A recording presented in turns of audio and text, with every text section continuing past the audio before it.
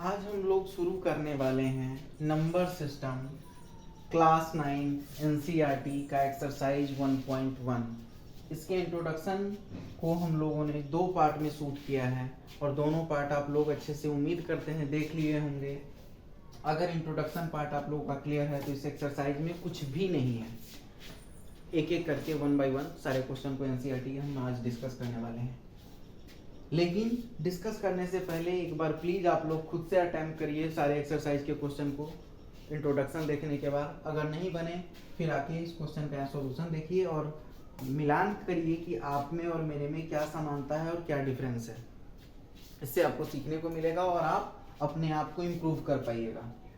अगर कोई भी समस्या आ रही है तो आप हमें कमेंट करके जरूर बताएं। आइए देखते हैं क्वेश्चन।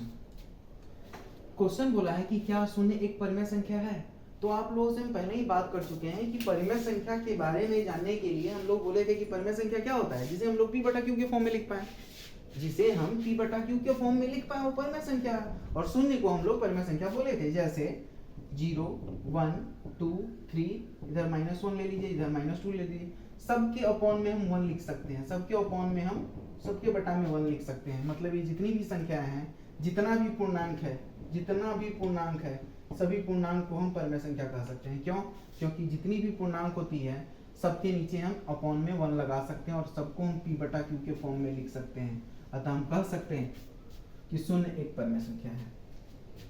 क्या आप इसे p/q के बिल्कुल लिख पाएंगे? 0 को 0/1 लिख पाएंगे। ये 0 हो गया p और 1 हो गया q, p/q के फॉर्म में लिख पा रहे हैं। हाँ, अगर ये क्वेश्चन रिवर्स करके पूछा जाता कि क्या 1/0 परिमेय संख्या है, तो इसका जवाब होता नहीं। इसका जवाब होता नहीं। क्यों? क्योंकि डिनोमिनेटर हर में 0, q नॉट इक्वल टू 0 होना चाहिए, q 0 के बराबर नहीं होना चाहिए। रेशनल नंबर की परिभाषा, परिमेय संख्या की परिभाषा में ये बोला गया है कि p/q के फॉर्म में होना चाहिए और q 0 के बराबर नहीं होना चाहिए।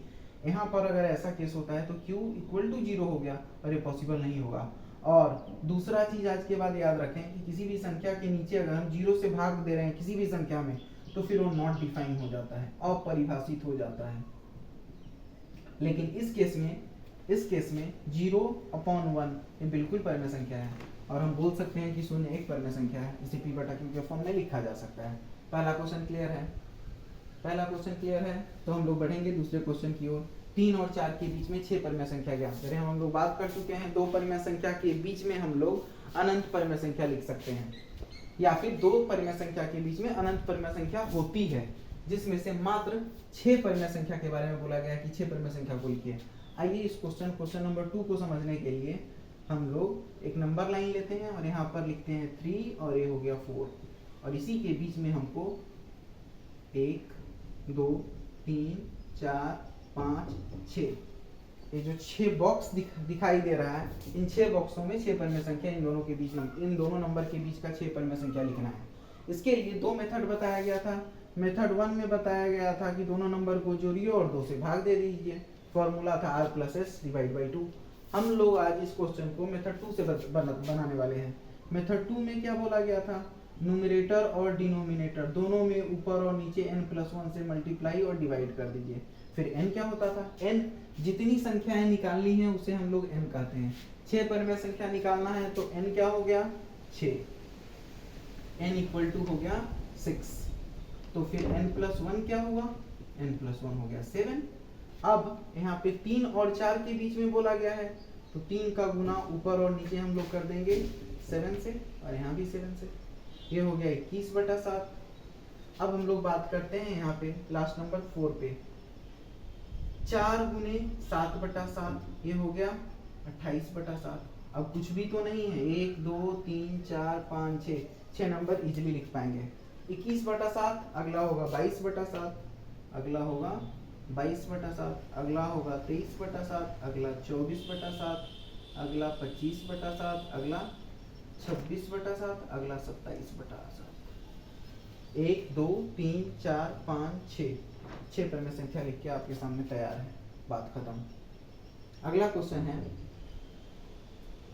है 3/5 और 4/5 के बीच में परिमेय संख्या याद करें। इससे पहले आप इन दोनों क्वेश्चन को लिख लें।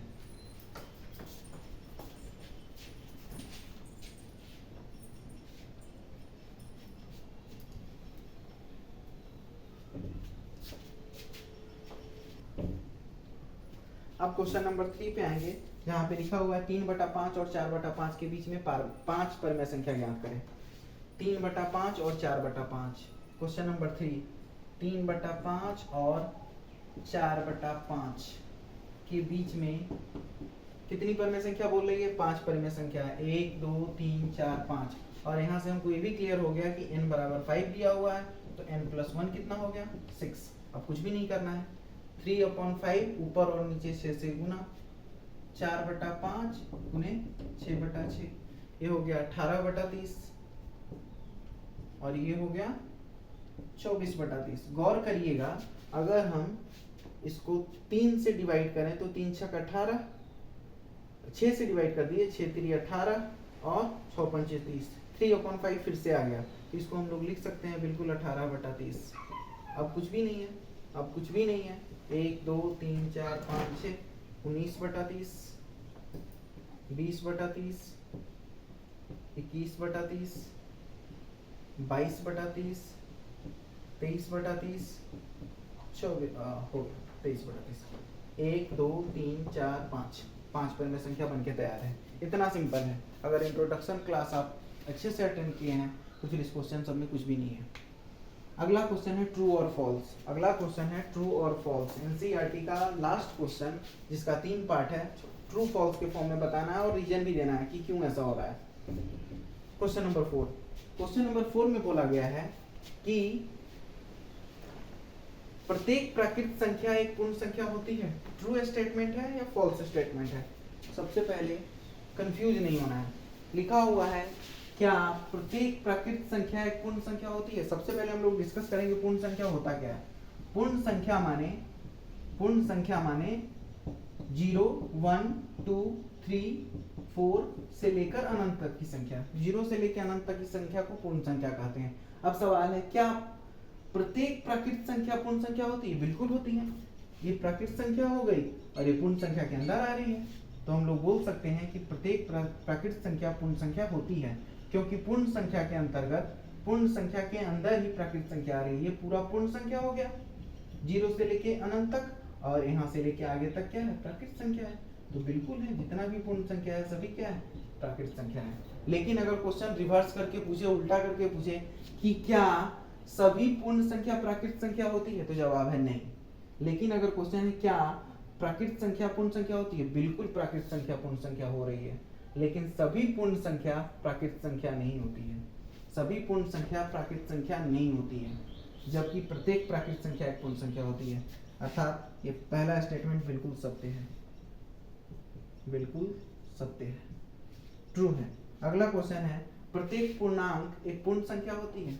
प्रत्येक पूर्णांक एक पूर्ण संख्या होती है। पूर्ण संख्या मतलब क्या? 0 1 2 3 4 5 से लेकर अनंत तक की संख्या। जबकि पूर्णांक तो हम लोग जानते हैं बिना दशमलव वाली सभी संख्या पूर्णांक होती है। तो पूर्णांक के अंदर तो -3 भी आ जाएगा, -2 भी आ जाएगा, -1 भी आ जाएगा। निगेटिव नंबर तो पूर्णांक होता है, जबकि निगेटिव नंबर पूर्ण संख्या नहीं होता है। अर्थात ये स्टेटमेंट फॉल्स है। अर्थात ये स्टेटमेंट फॉल्स है। फिर से समझिए, क्या प्रत्येक पूर्णांक एक पूर्ण संख्या होती है? नहीं होती है। यह असत्य स्टेटमेंट है। क्यों है असत्य?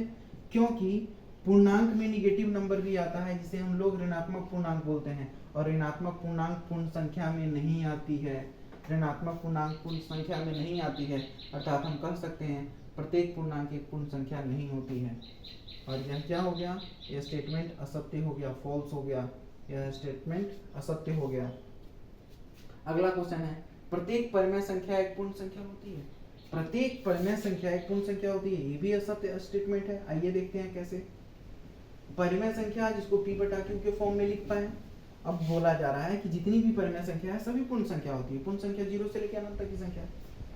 अब अगर हम बोले कि -4/3 ये तो परिमेय संख्या है, जिसको p/q के फॉर्म में हम लिख पा रहे हैं, जबकि यह पूर्ण संख्या नहीं है। पूर्ण संख्या तो 0 से शुरू होती है, 0 1 2 3, ये पूर्ण संख्या है, जबकि ये तो निगेटिव नंबर है। अब निगेटिव नंबर में परिमेय संख्या हो गया, जबकि ये तो पूर्ण संख्या है। दोनों बराबर हो ही नहीं रहा है। मतलब क्या हुआ? मतलब ये हुआ कि प्रत्येक परिमेय संख्या पूर्ण संख्या होती है। यह असत्य स्टेटमेंट है, नहीं होती है। हो भी सकती है, नहीं भी हो सकती है, लेकिन इस केस में तो नहीं हो रहा है। जैसे मान लीजिए परिमेय संख्या हम लिख दिए -5, अगर ये परिमेय संख्या -5 है तो क्या है, पूर्ण संख्या है? नहीं, पूर्ण संख्या तो 0 से शुरू हो रही है, 0 1 2 3, अर्थात यह स्टेटमेंट क्या है, असत्य है। इस तरह से आपका यह पहला एक्सरसाइज संख्या आपत्ति नंबर सिस्टम एनसीईआरटी एक्सरसाइज 1.1 पूर्णतः कंप्लीट हुआ। अब हम लोग अगले वीडियो में नेक्स्ट एक्सरसाइज पे चलने वाले हैं, एक्सरसाइज 1.2 के इंट्रोडक्शन पे, जिसके जहाँ पे हम लोग डिस्कस करेंगे इर्रेशनल नंबर के बारे में और बहुत कुछ। Thank you.